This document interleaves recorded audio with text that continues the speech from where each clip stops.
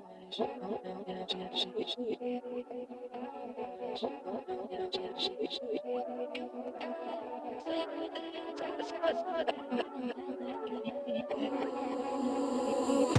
was in church 6 out of 7 days. Nigga quit me at work 6 out of 7 days. Tryna dodge that hearse 6 out of 7 days. Love can hurt 6 out of 7. After 21, I had some fun and became a savage. Played more games than the Mavericks. For love, I made them. Legendary Podcast. Legendary Podcast. Legendary Podcast. Legendary Podcast. You ain't ready. You ready? You ain't ready. Ready for Savon. You ain't ready.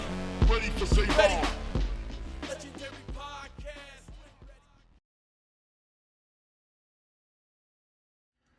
What up, young world? What is up, young world? Welcome to the Savon Legendary Podcast, episode number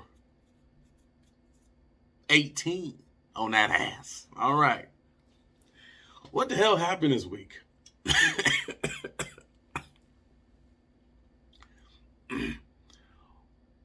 What the hell happened this week? Can somebody help me out? What the hell happened this week? All right. Not a whole lot to talk about, not a whole lot of different topics, but I got some shit. All right. So I want to start off with the verses. Bone Thugs and Harmony, 3-6 Mafia.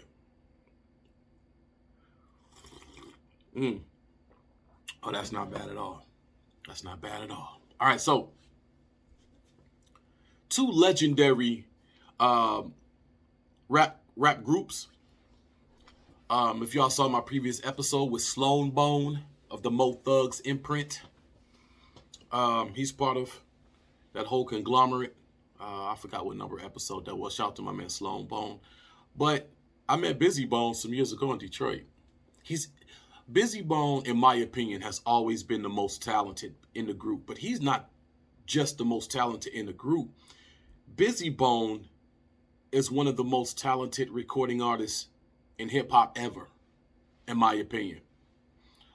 Everybody always looks forward to Bizzy Bone's verse on whatever record he on with whoever. I happen to have his solo album, which is a great album called Heaven's Door. No, I don't think that's it. But Bizzy Bone's solo project. The whole album, crazy. Whole thing. And you know, there's been a rivalry, kind of like a beef between 3-6 Mafia and Bone Thugs and Harmony prior to this. And for those who didn't see the verses, get out from under your rock and pay attention to hip hop. Hip hop lives matter. I'm not even gonna go there. No, but so apparently Bizzy Bone, for the people that didn't see it, was doing his verse, and now 3-6 Mafia and Bone Thugs and Harmony on the same stage, opposite sides of the stage. And they kind of divided by like some caution tape or something. I don't know. To me, it looked like a setup. But anyways, Bizzy Bone's doing his verse, and he stops and says, "Hold up," or Bone is doing a song. I don't know if Bizzy was doing his verse, but Bone was doing a song. However that went. Then Bizzy Bone grabs the mic and said, "Hold up, stop everything. Wait a damn minute. Damn, fuck, shit. Wait a minute. No." And he says, "It's part of my French. I don't like to cuss a lot." But he looked over and pointed at them and said, "You ugly motherfuckers ain't gonna be mocking me while I'm doing my raps on some for real shit." Man, Juicy J from 3-6 Mafia yells back at him on the mic, "Suck my D," which prompts Bizzy Bone to throw a water bottle at him. And once that happened, you know, both sides, you know, get into a thing. Bizzy Bone leaves the stage, goes back in the back, doesn't come out for a while. He comes back out, and a little bit later, he grabs the mic and apologizes to all the fans. Says, I'm not trying to mess this up or fuck this up. And he's sorry and he want to keep the show rolling. Afterwards, he said that 3-6 Mafia was a class act for welcoming him back to the stage. And now, I don't want to paint the picture where they was like, yay, Bizzy's back. No, that's not how. But they didn't add more fuel to the fire, and they allowed Bone to continue on with their performance. So shout out to Bizzy Bone for manning up, apologizing, and allowing the show to go on. Now, with that being said, I do think Juicy J, and I have been previously in contact with Juicy J manager about something else, but I think, and he might be watching, but I think that Juicy J definitely needs to apologize too, because there are things in the male community, especially the black male community, that can be said without ultimate disrespect. Suck my D to another man is not one of those things. Like, what would any man do? Rapper or not? Like, that phrase, suck my D, and got people killed, unfortunately. And it is unfortunately. So, I think Juicy J, if Bizzy Bone is man enough to apologize for that melee in front of the eyes of the whole world, I think Juicy J should be mature enough to issue an apology as well, because he added fuel to the fire and he didn't have to. See, we all got choices.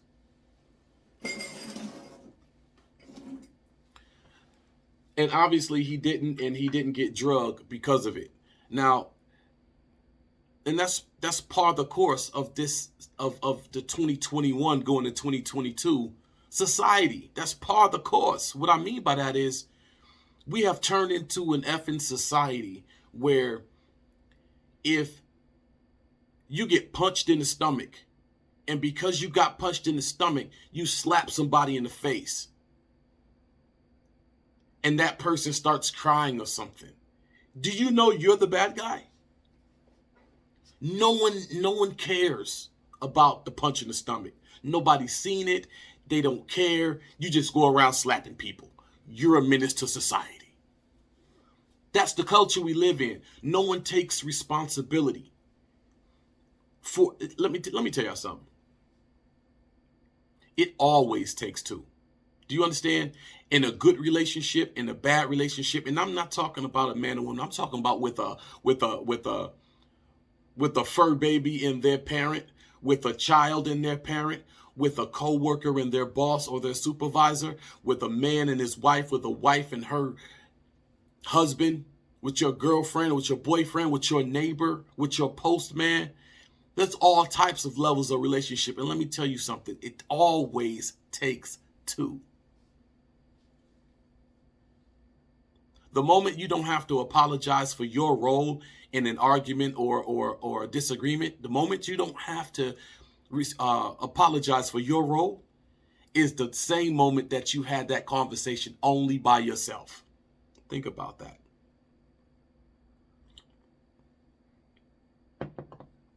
No matter how minute or how large scale your role is, you still had a role. And without you being there and being involved, that argument wouldn't have happened. Most people just don't sit there and argue with themselves or fight themselves.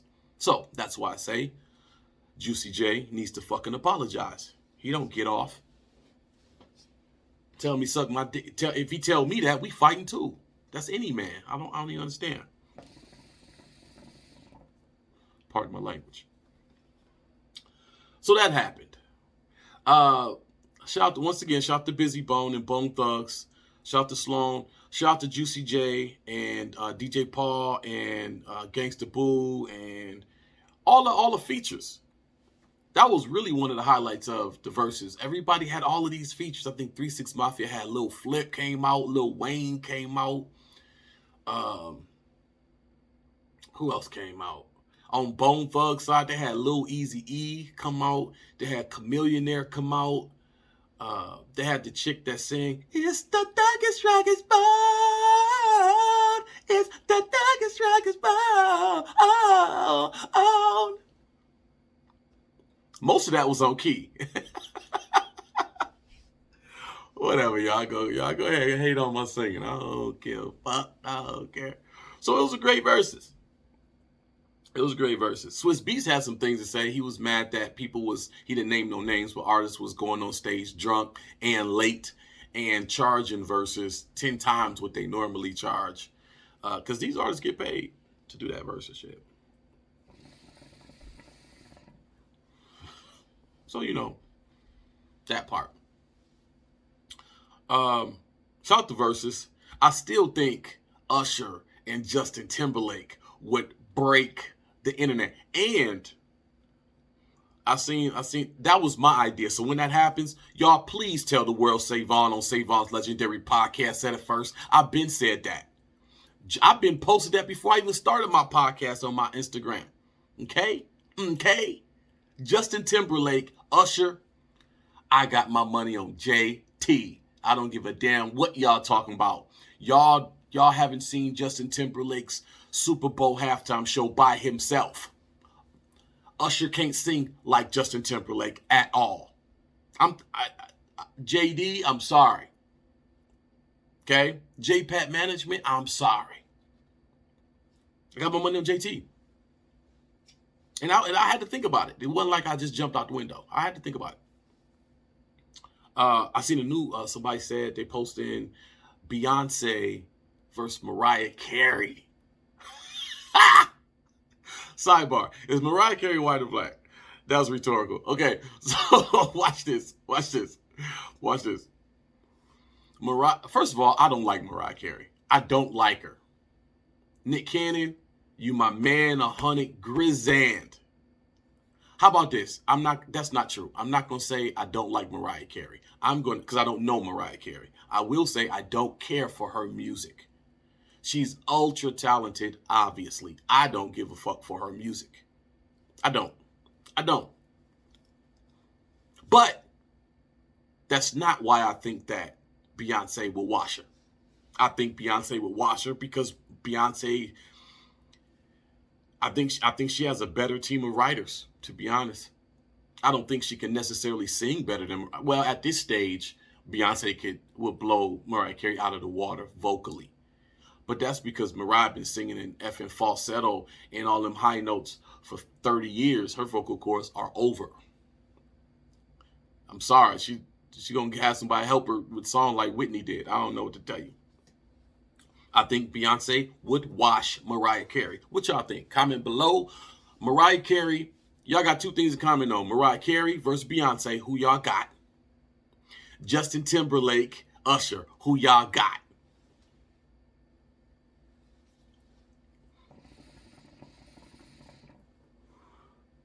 I'm sorry. Beyonce is one of the only female artists with any kind of longevity that dudes go buy their record. I'm just telling you. She can go all over the place. Ballads, club, ratchet, mid-tempo, gangster type stuff, dance type stuff, EDM type stuff. She said, "Tonight I'm gonna strip for you. Oh, oh, oh, oh." Something like that. That one might have been off. But don't drag me for that. It's okay.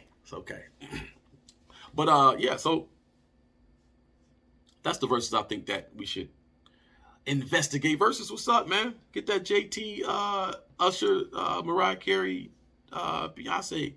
The Beehive gonna destroy. I don't know who does Mariah Carey got. Who's her crew? I know Beyonce got the Beehive. Who Mariah Carey got the Butterflies?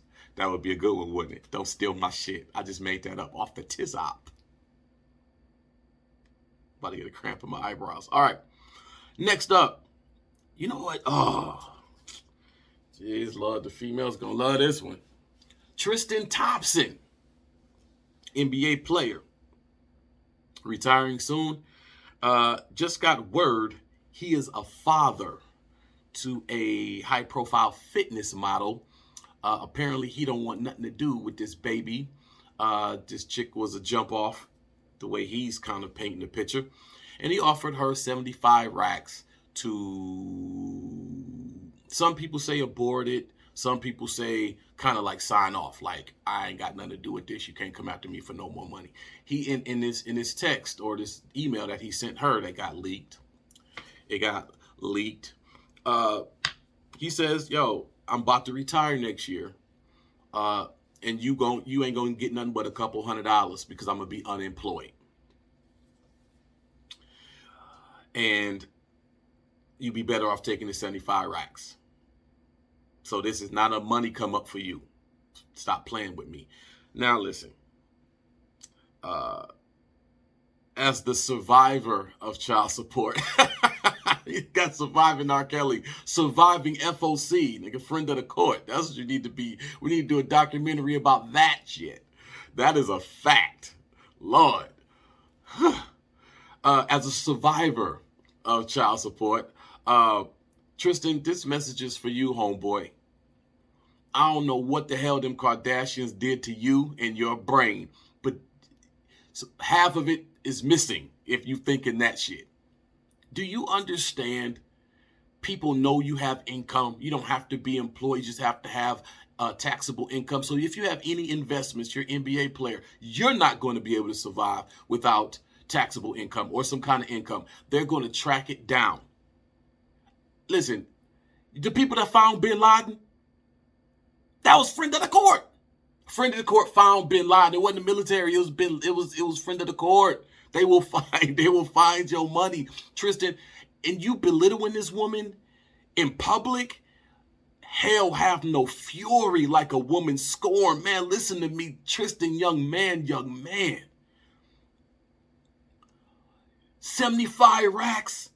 The world knows you made millions, my G. Tristan, you bugging. You think any female in her right mind is going to take $75,000? She can't buy a crib with that. If you were smart, you would have took her to the side, not emailed her a damn thing. Cash in hand, 1.5. Here you go. It's hard to turn down 1.5, not knowing what you might get in the future. It could be a lot less than that. It probably won't be a lot more, but it could be a lot less. 75 racks? Tristan, you not... Where Chloe at? Chloe loaned this man some money so we can get this girl off his back. And now look, it's too late. The girl said, nope. Straight, damn your 75. Soon I see you in court, my G. That's what she said. I'll see you in court. Now, she didn't have the baby. A couple days ago, she didn't have the baby. Tristan talking all this shit. Now I see that he's trying to do a gag order to make it so she can't speak about that situation in public, and neither can he, right? So, you should do that off the top.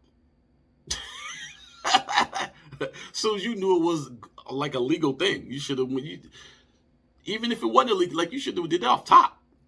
Tristan, young man, you got so much to learn. But I tell you what, you got a lot to learn. You gonna learn today, and if not today, you got another about 18 years to get the lesson. God, fuck. Oh, she finesse. She set for life. Fitness instructor. Man, she set. I don't give a damn what Tristan talking about. He unemployed. Do you think you're not, Tristan? You not ex Walmart shelf stacker, my nigga. You are you're still playing. You didn't play for 15 years or something. You didn't made millions. You can't say I'm unemployed now. And you're still playing. She had the baby. You're still playing.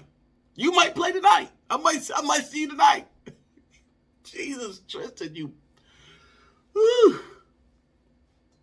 Now watch this, y'all. Watch what happened. He talking all of this, and he real brolic, right? He real tough. You wait till they get to court. Brand new baby. She filed it. She ain't even had a baby yet when she filed the shit. God, dog. Oh, she finessing. Ladies. Let me tell y'all something. I want to tell y'all a little quick story. First of all, men, listen. Ladies are super devious, right? Sneaky. And they will hit you where it mother effing hurt. I remember years ago, I was one of the managers at a Foot Locker. We had this little cute thing. She was so cute, had a bunch of energy. She was a little joint. Dark-skinned girl. She was beautiful.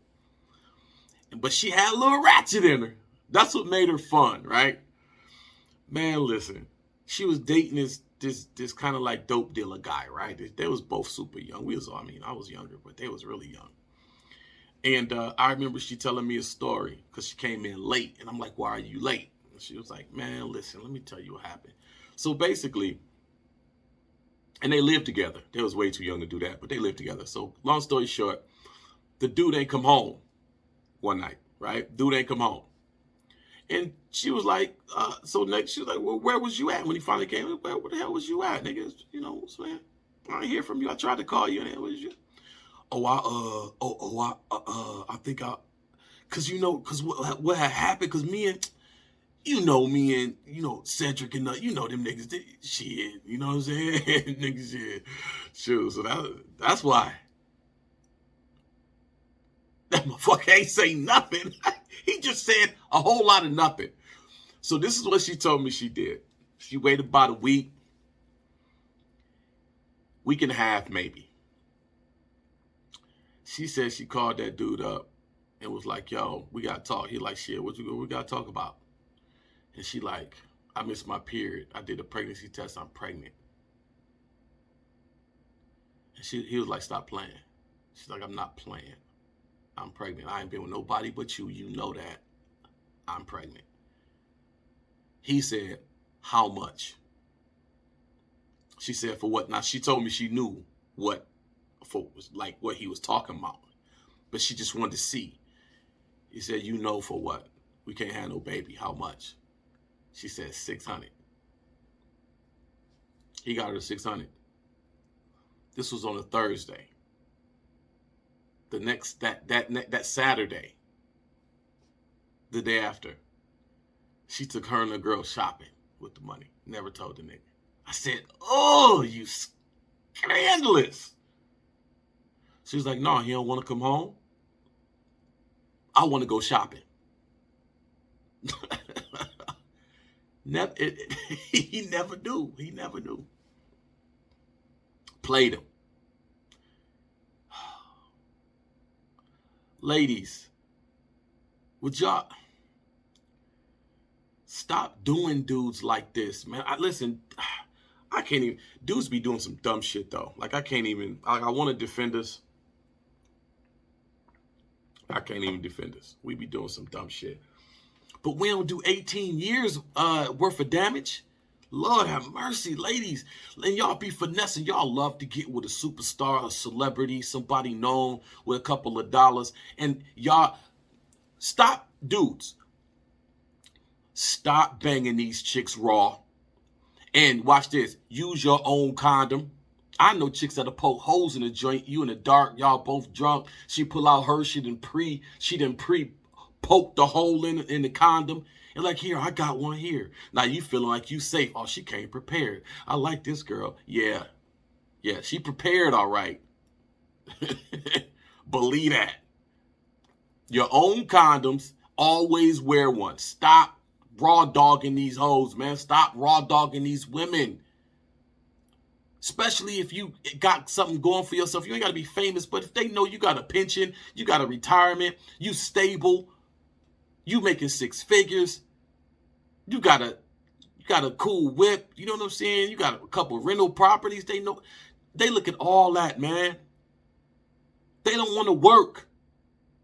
Little do they know being a parent is more work than if you got your own money. Little do they know. I'm talking about these women ain't got no kids. They thinking that a man is part of their financial plan. And that's a fact. A lot of women think that a man is part of their financial retirement or their plan. Oh, yeah. Oh, they be the baddest. Oh, they be the most curvy, beautiful smile. Shh. They'll spend $700 on their smile that week. Dress, red bottoms, nails, toes, hair. They spend a rack just to see you, because they know when you see her, shh. Oh, you gonna want her wherever, backstage, on the bus, hotel, private jet, vacation. They know they that bad. Half of it is a setup. Believe me. Believe that. And when they get you, and when a woman have your baby, you ain't got to be married. That's just a double up for them. That's just a double up. If they have your baby, it is a wrapping ton. A wrapping ton. And if you married and they leave and y'all got kids, just look at Dr. Dre's wife, ex-wife. What's she getting? $2 million a month? I gotta just laugh at that. $2 million a month?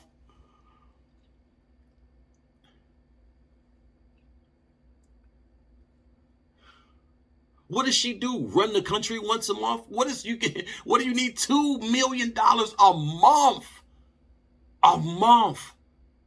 Do you help with your city's electric bill? Your cities. Be $2 million a month. What do you need that for? That's ridiculous. Listen, man. All right. I get it. $2 million. Okay. And you gotta pay it. They get a divorce. They've been married 20-something years.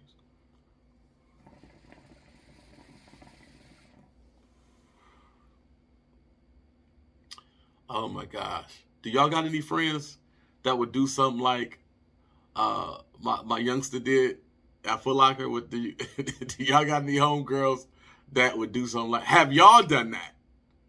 Oh man. My fellas out here, if you married with kids, shout out to my man Jeremiah, beautiful family. We go back many years. Hey, to my fellas that's married out here, it is cheaper to keep her. It is cheaper to keep her. Oh man. Please.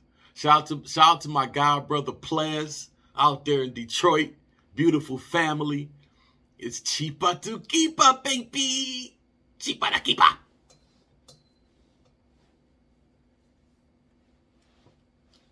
I ain't getting married.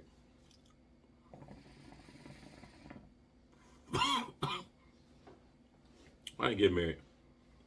I can't never say never. I can't never say never. I can't say never. I probably never. Can I say probably? Is that a probably never? But you know what? I have this conversation all the time with people about, marriage and whatever.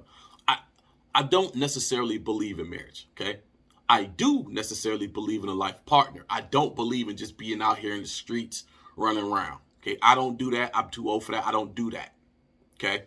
I do believe in a life partner, someone you can grow with, share memories with, all of those type of things. I just think it is more than one way to grow old and create memories with someone. There's more than one way to do that. To me, marriage is like the military. Marriage is like college, okay? It's just not for everybody. But United States beat that into our heads like that is what you're supposed to do. There might be more efficient ways for what you want to do. College might not be for you.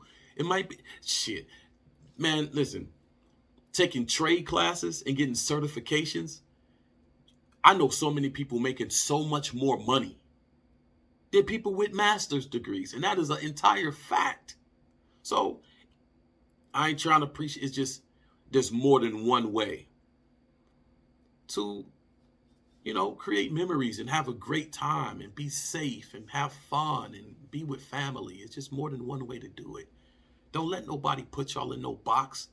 Don't. And if a woman is forcing you to get married, she don't care about you. Unless you verbalize that's what you want, and that's part of your goals and dreams. She pressuring you. She don't care about you. She care about herself. Seeing herself in that dress, having her day. Which, sidebar, another reason I couldn't get married, because I tell her, look, this ain't just your day. Know that. I hate when girl, this is your day, and he just the sidekick. Man, I'm not like that. It's people watching this, y'all know me. I am not like that. It is not your day, love. It is not your day. It is our day. It ain't my day. It's our day. Know that. So don't be parading around here and modest and I want it this way and I want it. Yeah, I want you to have what you want. I do. But that's what your birthday is for. You ain't got to share that with nobody. Shit. You crazy. It ain't your day.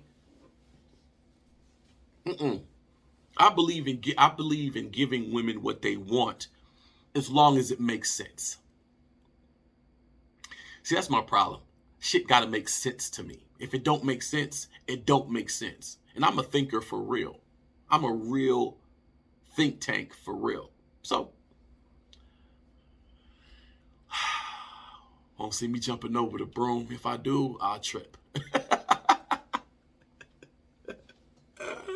You never know. My next podcast, I might be like, guess what, y'all? Dun, dun, da, da. Dun, dun, da, da. Who knows? I never say never. We ain't getting no younger. We might as well do it. Shout out to my man, Brian. I saw him last night at Zari, whatever club that is in Atlanta. From Jagged Edge. Saw him last night. He was all iced up. I don't wear all my jewelry, man. I don't wear all my jewelry. I ain't got no jewelry. Okay. Oh, jeez. Now I gotta talk about this. It happened. I gotta talk. Okay. I remember years ago, I dated this girl named Jamie. Went to Oxford High School in northern Michigan. That's the school she graduated from. And fast forward, that's the school that recently was the victim of a very tragic incident. Youngster, I believe was 15 years old, went there and murdered 3 or 4 people, injured a bunch of people. Apparently he used his father's gun that his father just bought a couple of days prior. Now, apparently the boy was tweeting things like, I become deaf. See you tomorrow, Oxford. And he was writing notes, and his teacher saw him write notes with pictures of guns and different weirdo things, to the point where the teacher, told the principal. Principal made the parents come in, and by the way, the teacher told his parents about what she's seen in his phone or whatever he's doing that pointed to violence. And she texted her son back like LOL, I'm not mad at you. You just got to know how not to get caught. Great job, hoe-ass parents. Now people are dead because you did not be proactive in managing your child at 15 and what they was up to. Little kids that will not have the chance, any chance, because you don't know how to be a parent. Now, guess what? The parents was on the run because they getting charged with involuntary manslaughter for not managing their murderous kid. They was on the run. Apparently they found him and hiding out in some warehouse somewhere. Now let's see how this all play out.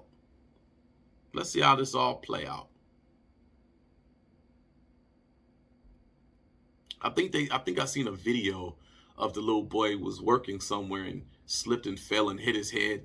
And so the defense attorney is gonna, oh, he hit his head when he, a couple years ago. He ain't been the same since. Watch. I want to know why the parents was on the run. You ain't do nothing wrong. Why was you on the run? Because they know they fucked up. We got to be accountable for our kids. We can't keep letting social media raise our kids. We can't keep letting these celebrities and athletes and influencers raise our children. Y'all got to be more proactive in y'all children's life if you can. If you can't, then you cannot. But if you can, check their phone. Ain't nothing wrong with that. I remember when I was a kid, I got mad at my mom, right? I forget what for. But I was mad with my room. She's going to yell at me. You know how when you get in your room away from your parents, you get tough as hell. Man, I wish she come here right now.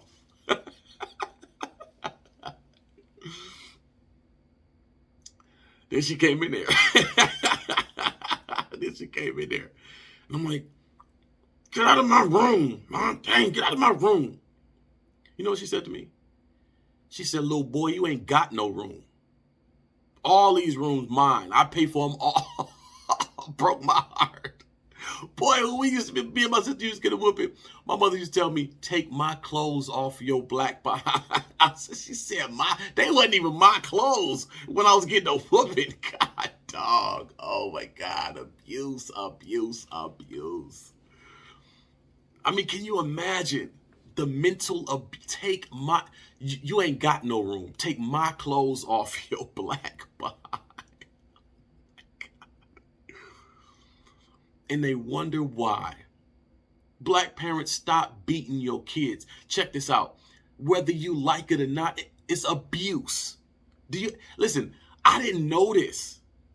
When I was younger, having my kids, I used to be hard on them just like that. You know why? Because that's what my aunts, uncles, grandparents, and my parents did. You know why they did it? Because their parents did it. If you got kids, look at the way you raise your kids. Just stand back and be objective and look how you raise your children. I guarantee most of the way you raise your kids is based on how you were raised by your parents. There's going to be some things you don't do that your parents did or vice versa. But a large part of your ideology of how you raise your children is based off how you were raised. I thought most of us in the black community think that you're supposed to beat your kids. You're supposed to. They out of line, Walmart, Target, you get it right where you out of line. You acting up in aisle 13, you get 13, pop, pop, pop, pop. It's not funny. Aisle 13 smacks. That's not. Well, if he was in aisle 1.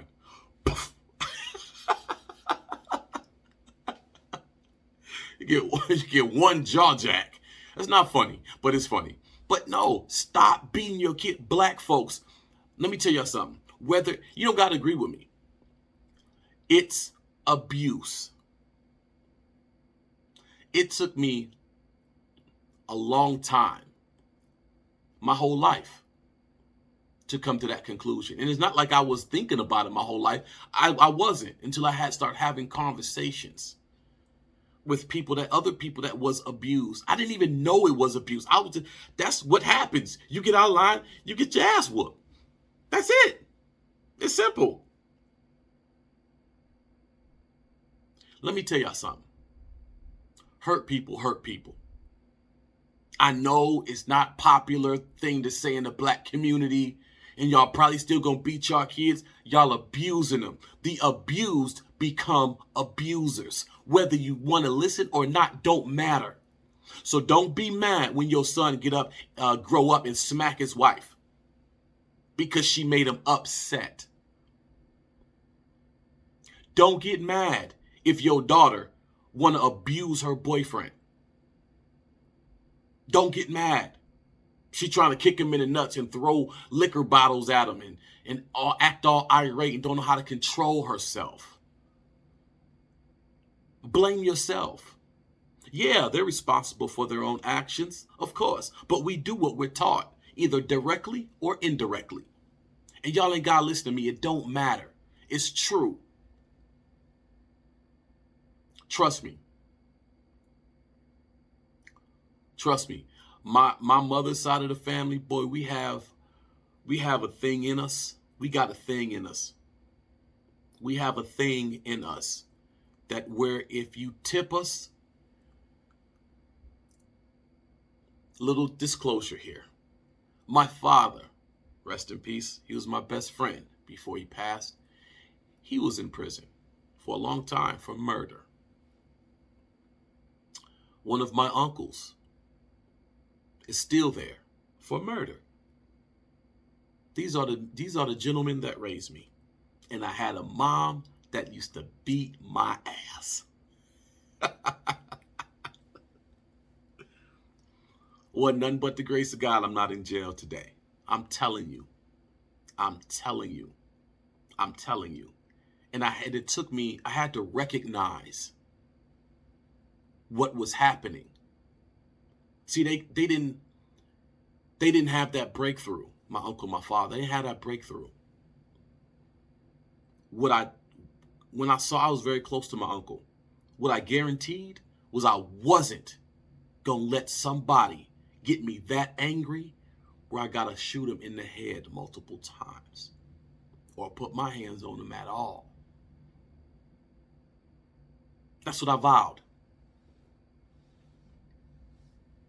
But we got it in us. But it is about management. But you can't manage something you don't recognize. So maybe that's what this whole episode for this podcast was really about. Maybe it was to deliver a message. Because I know a lot of us is on the edge. And we don't know how to control ourselves. And it's real easy to allow someone to get you there. But my last word is this. Tell yourself over and over, nobody is good enough to get you off your square. Because they'll try on purpose for multiple reasons. Just remind yourself they're not good enough. You got to be really, really, really, really good to get you off your square and to get you upset and angry. And no one is good enough. Keep telling yourself you're always bigger than that. Assume every time somebody pisses you off, they're trying on purpose. Don't let them succeed. It's never worth it. Stop beating your kids, black people.